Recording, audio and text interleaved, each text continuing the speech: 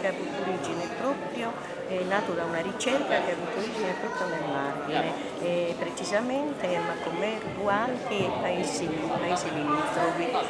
Ha avuto inizio più o meno nel 50 del secolo scorso, quando ho recuperato tutti i riti, i miti e le leggende legate alla panificazione tradizionale, panificazione che fino agli anni 50 era ancora vitale,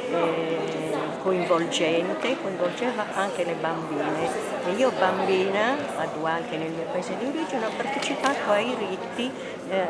ai lavori della panificazione, ma anche ai riti in cui i pani rituali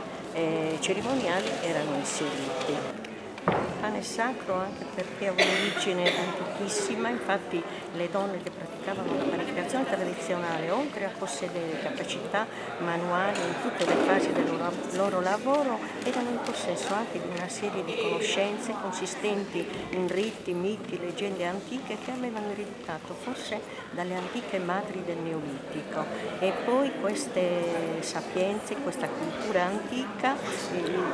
si è tramandata, dopo l'avvento del cristianesimo, si è tramandata fino ai nostri giorni, tant'è i pani rituali vengono confezionati ancora oggi per offrirli alle antiche divinità